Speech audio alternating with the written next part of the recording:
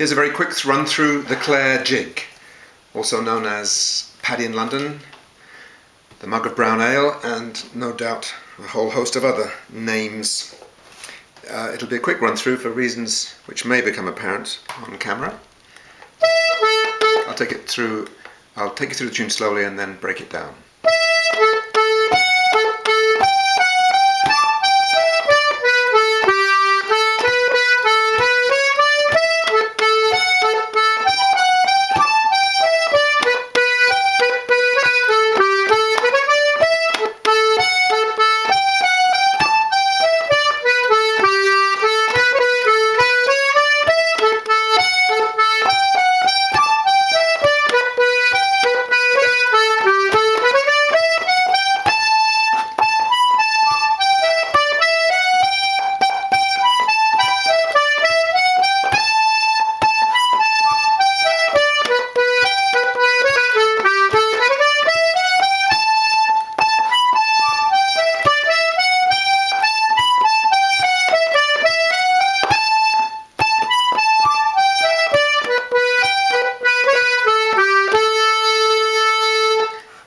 Start with your second or third, that's your index, your middle or your ring finger on the E.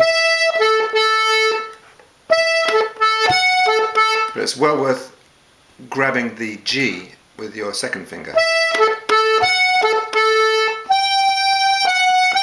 And then outside row F sharp. Why the second finger? Because it allows you to grace with your third.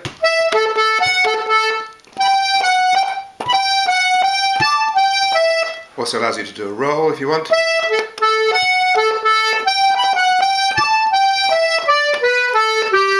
And in a lot of tunes, a roll on the G I find quite acceptable because most of the time your final grace, the F sharp, is in key, which is not the case with all 5-note rolls. That's why I tend to avoid them generally.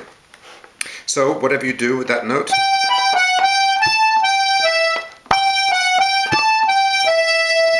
down the scale here in little shifts like that, or you could jump with your ring finger.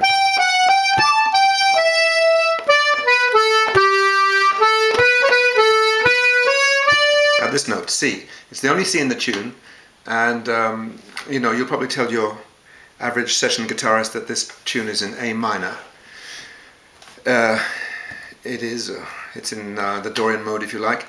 There's only one C in the tune, and it's here, and honestly I prefer a C sharp to a C natural, which is what you'd expect from a tune in A minor or a minor mode. It's a passing note, you play it quite quickly. If you play a C natural,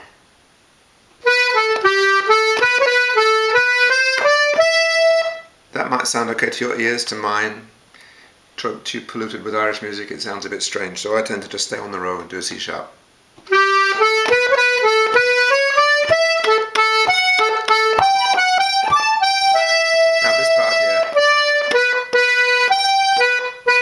Use your third finger for gracing here, your second finger, and then you're taking yourself down to your first finger for this G. So, second part, need to climb up because I want to be on this A with my second finger. There's various ways of climbing up. My pet way is climbing up on the triplet.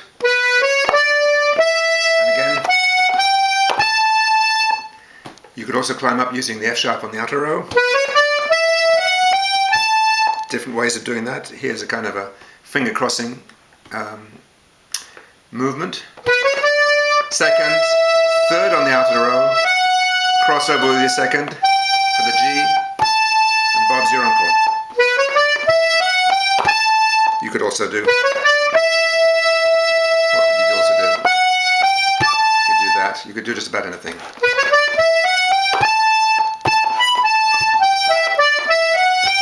Same thing. Nothing wrong with staying on the row.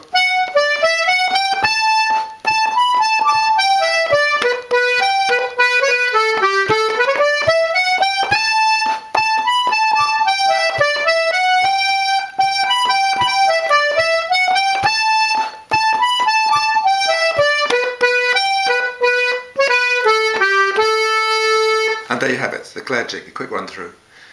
You can experiment with the ornamentation and the phrasing, especially in the second part. You can do different things. Instead of playing,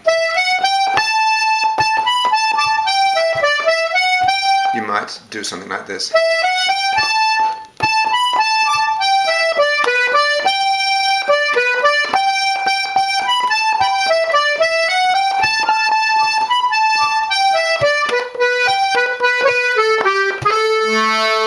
So that's the Clare jig for the C-sharp D box. Just a couple of notes for my student who has a D-sharp box. Make sure you use the, this will be out of key, but this is the fingering you'd use. Use that little triangle there with the pushed G.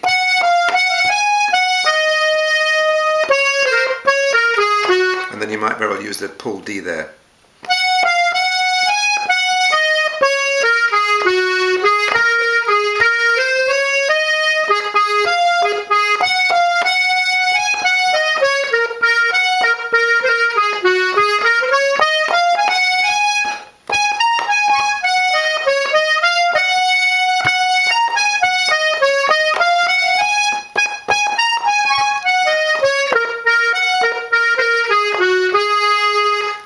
Also, as far as doing the roll, this little push triangle is very useful if you want to do a roll on the G. Sorry.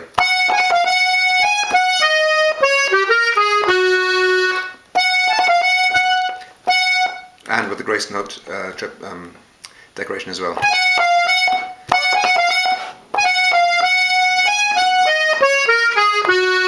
So, there we are, some ideas for the Clare jig, and if you're still wondering why it was a quick run through, here's the reason.